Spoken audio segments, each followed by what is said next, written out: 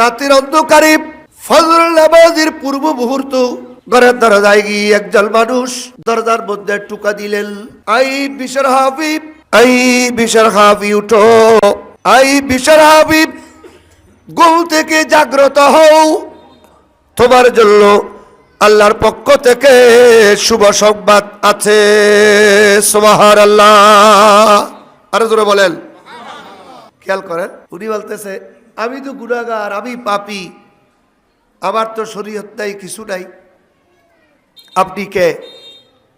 ঘরের দরজা খুললেন, দেখতেছেন ওই জামানার একজন বুজুর্গ মানুষ, ওই জামানার একজন আল্লাহর ওলি বিশর হাফিকে বলতেছে, এই বিশর হাফি, তুমি গুনাহ করেছো, পাপ করেছো, গুনার মধ্যে ডুবে আছো, পাপের মধ্যে ডুবে আছো, এটা 100% ঠিক।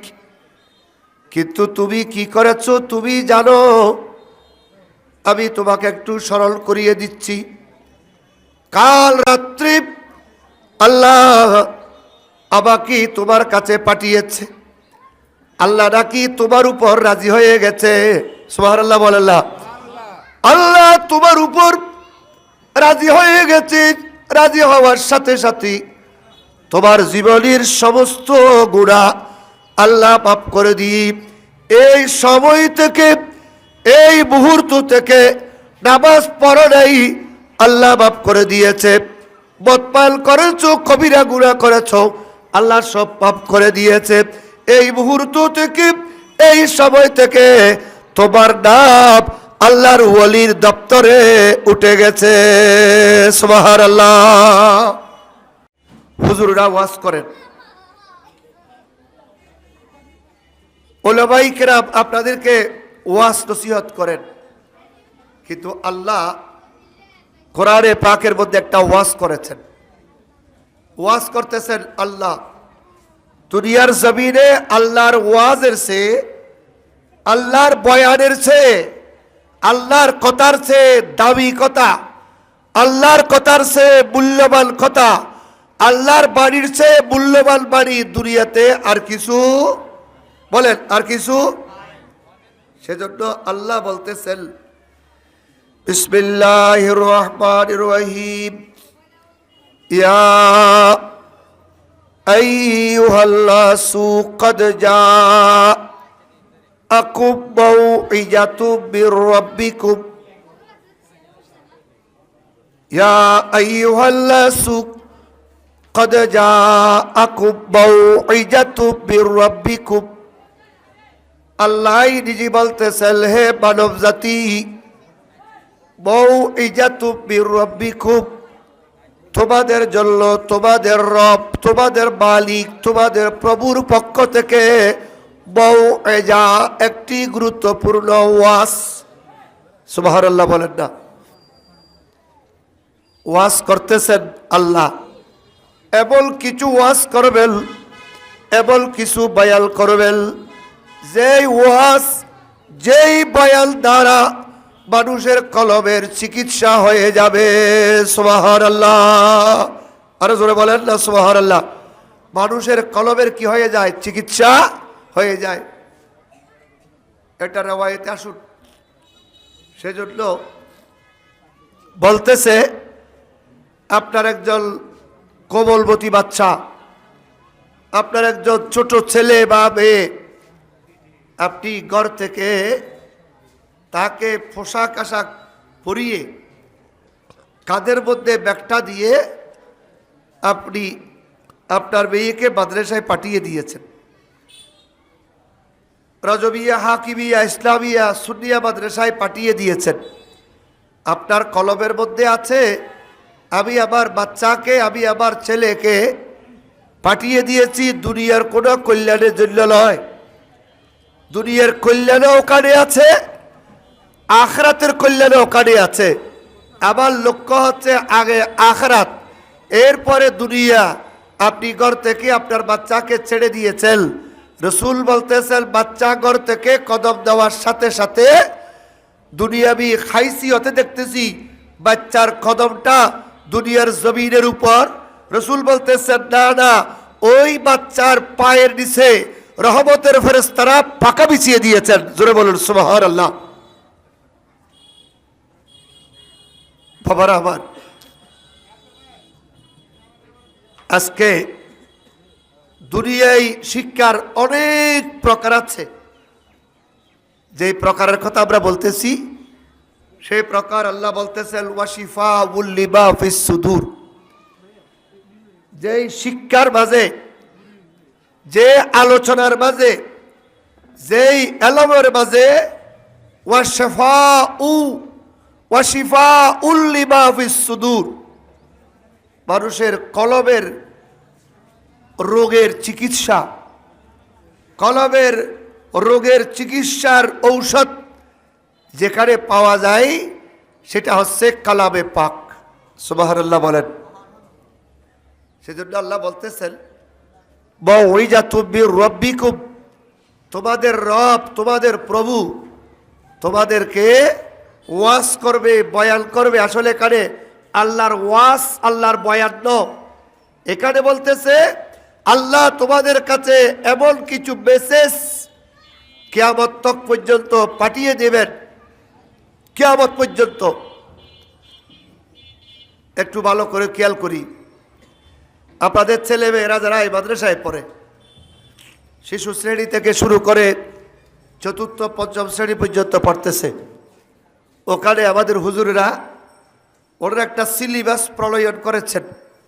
ওই সিলেবাসের মধ্যে এরা নিশ্চয়ই কোরআনে পাক, তাজবিদ, এই কালাম, এগুলো কিভাবে শেখানো যায়, কিভাবে শুদ্ধ করে শেখানো যায়, এটা মাথায় রেখে এদেরকে তালিম দিচ্ছে।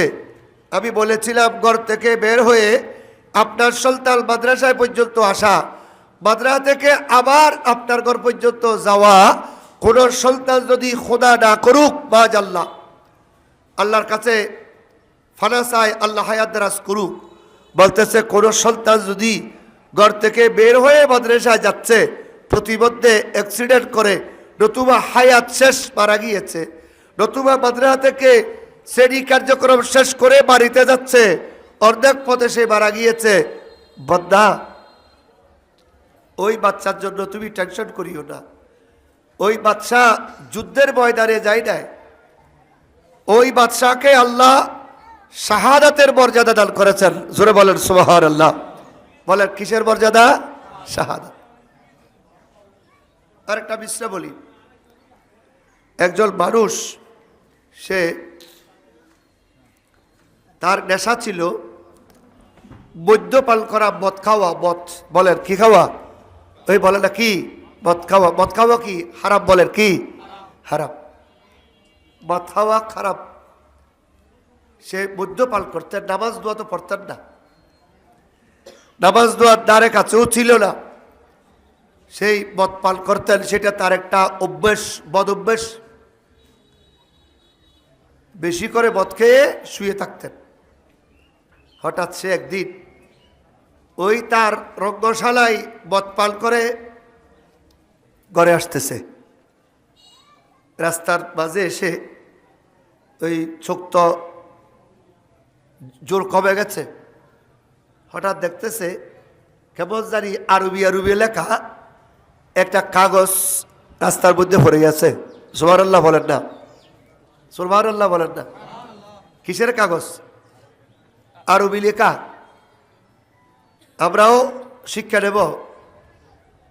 তিনি ওই আরবি লেখাটা যখন দেখেছে, একজন ফাফি বদ্দা, গুনাহগার বদ্দা, অপরাধী বদ্দা, সে ওই কাগজটা জমিন থেকে তুলে নিল। তুলে নিয়ে সে দেখতেছে কিরে, এটা আরবি লেখা, আমি তো বুঝতেছি না, পড়তে পারতেছি না। যে রে ঘরের দরজায় বউকে ডাক দিল, বিবি এটা কি? এই বিবি বলতেছে কিরে, তুমি কেন হাতে নিয়েছ, কোথায় পেয়েছ? আরে এরকম করতেছো কেন? আমি রাস্তায় পেয়েছি, রাস্তায় কুড়ে পেয়েছি, আমাকে এটা পরে শোনাও না, এটা কি? বিসমিল্লাহির রাহমানির রহিম। বিসমিল্লাহির রহমানির রহিম।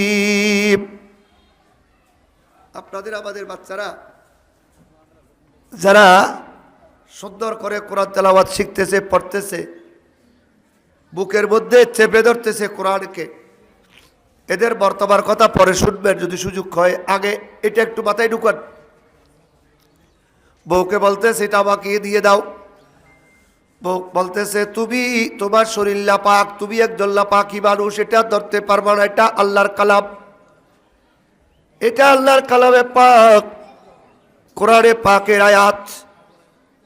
বউয়ের কাছ থেকে এটা টেনে নিয়ে বাস করে ঘরের আলমিরার উপর এভাবে তুলে রেখেছে। তুলে রেখে বলতেছে বিবি, এবলে তো আমি গুনাহগার, এবলে আমি পাপী, আমি হোশ ছিল আমার, মদ খাওয়ার পরেও আল্লাহ যে আমাকে হোশ দিয়েছে, এটা যে বিসমিল্লাহির রহমানির রহিম, আল্লাহর নাম, বিসমিল্লাহে সরাসরি আল্লাহর নাম, আর রহমানুর রহিম, আল্লাহ রহমান, আল্লাহ রহিম, এই নামও আল্লাহর। আল্লাহ আমাকে বাঁচিয়েছে, ইমানদার মুসলমানদেরকে বাঁচিয়েছে। আমি যদি কাগজটা না নিতাম, সবাই হাঁটতো, এই কাগজের উপর পা দিয়ে চলতো, আবার আল্লাহর নামের উপর পা রাখতো, আবার রহমান রহিম নামের উপর পা রাখে চলতো। সবাই গুনাহগার হতো, আমিও গুনাহগার হতাম। আল্লাহ আমাকে বাঁচিয়েছি, আমি এটা উপরে রেখে দিব, মাথায় লাগিয়ে চুমু দিয়ে ওই কাগজটা ওই আলমিরার উপর যত্ন করে রেখে দিলেন। সুবহানাল্লাহ। এর দরুদ শরীফ পড়েন, সালাতুল ইয়া।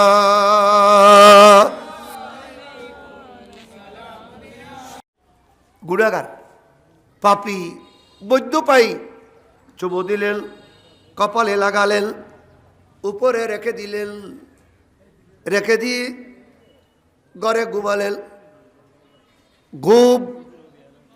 ঘুম থেকে ঘুম আসতেছে না, আবার রুটিন অনুযায়ী বদ্ধশালায় বজ্জাকারে পাল করা হয়, ওখানে গিয়ে আবার বদ পাল করেছে। এই কথাগুলো ভুলে গেছে। বদপাল করে তিনি শুইয়াছেন। রাতের অন্ধকারে ফজর নামাজের পূর্ব মুহূর্ত ঘরের দরজায় গিয়ে একজন মানুষ দরজার মধ্যে টুকা দিলেন, আই বিশর হাবিব, আই বিশর হাবি, উঠো, আই বিশর হাবিব, ঘুম থেকে জাগ্রত হও, তোমার জন্য আল্লাহর পক্ষ থেকে শুভ সংবাদ আছে।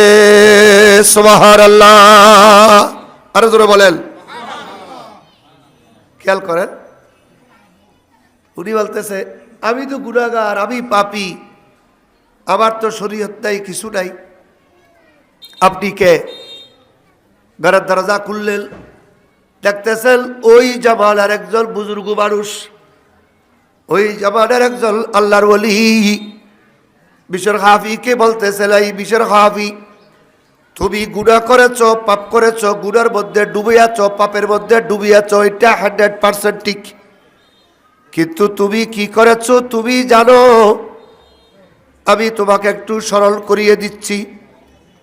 কাল রাত্রি আল্লাহ আমাকে তোমার কাছে পাঠিয়েছে, আল্লাহ নাকি তোমার উপর রাজি হয়ে গেছে। সুবহানাল্লাহ বলেন।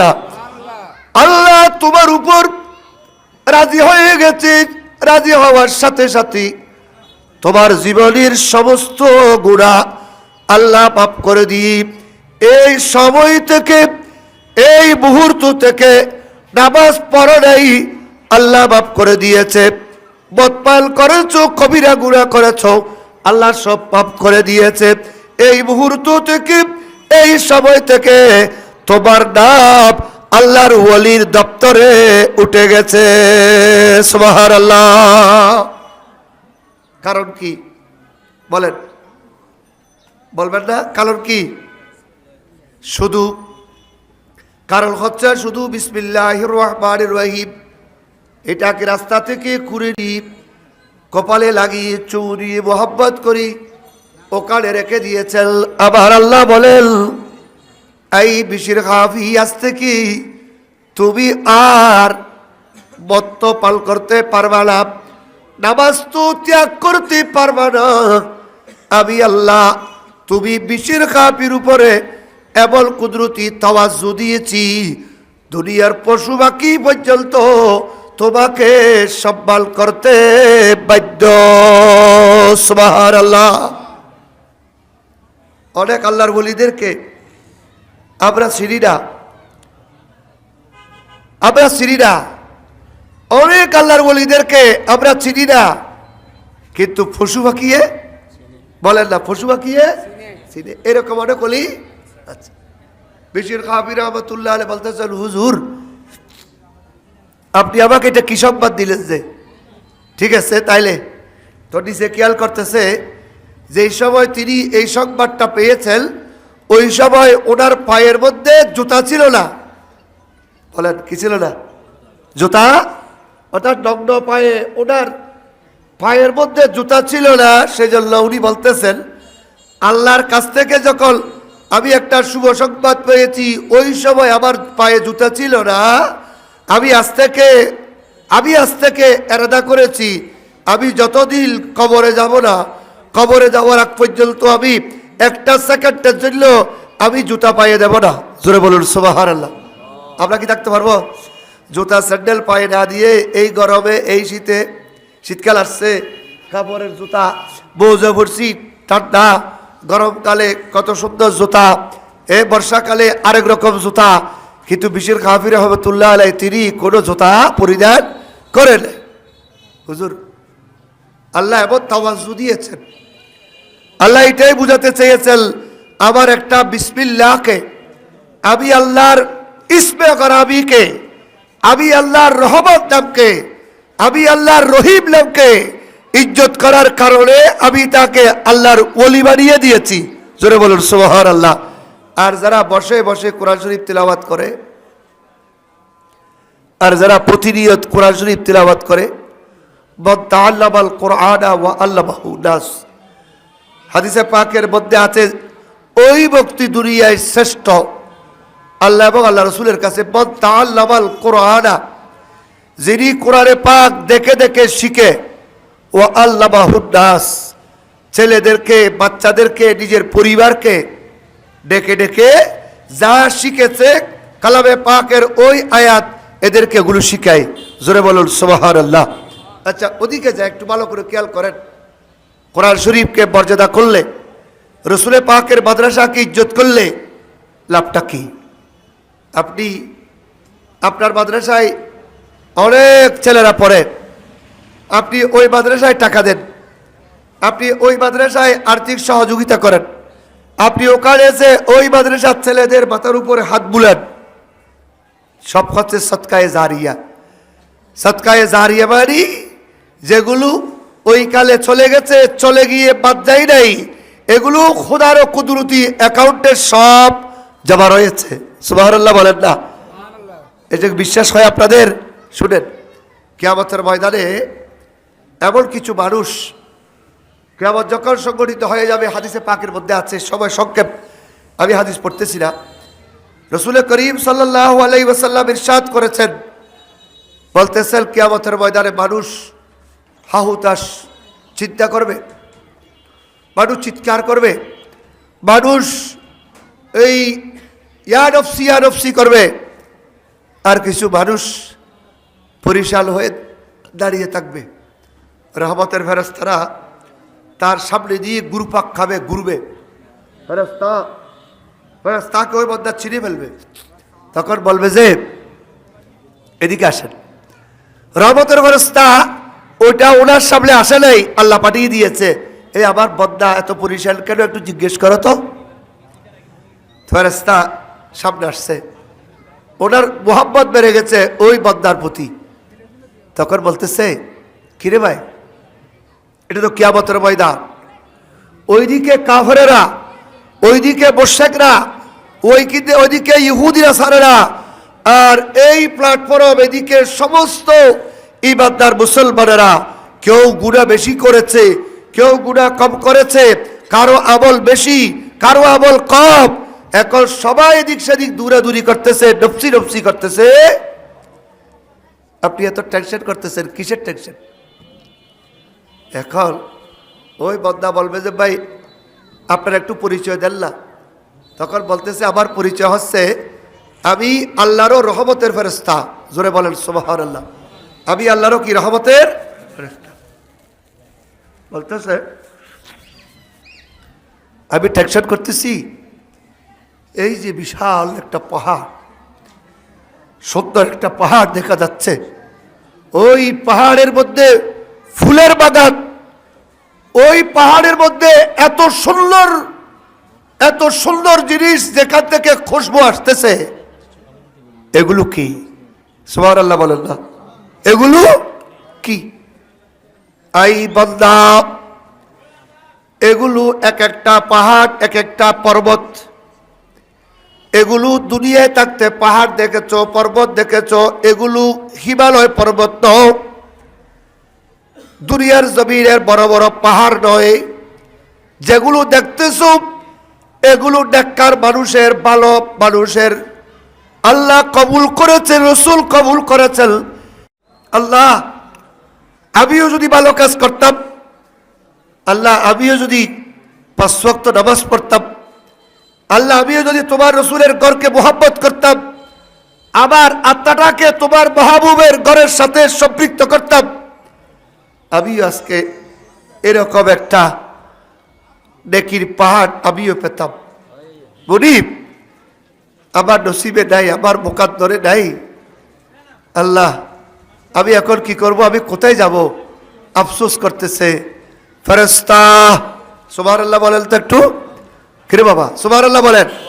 ফেরেশতা ওই বান্দাকে ডাক দিয়েছে, আই আল্লাহর বান্দা, তুমি যেই পাহাড়ের নিকট তুমি দাঁড়িয়ে আছো, যেই পাহাড়ের নেক আমলের পাহাড়ের কাছে তুমি দাঁড়িয়ে আছো, এই পাহাড়ের দিকে একটু গভীরভাবে নজর করে দেখো, ওই পাহাড়ের মধ্যে কার নাম অঙ্কিত আছে। ওই বান্দা এভাবে চক্ষু খুলে বারো করে দেখতেছে, ওই পাহাড়ের মধ্যে তার নামটা আল্লাহ কুদরতি হাত দিয়ে লিখে দিয়েছেন। সুবহানাল্লাহ। বাবারা,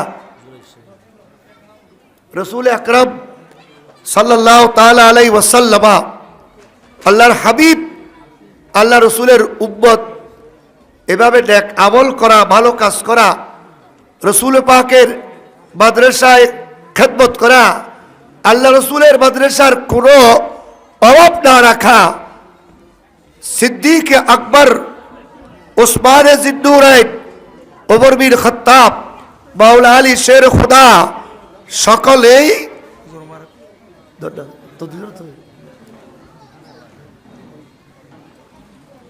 তুমি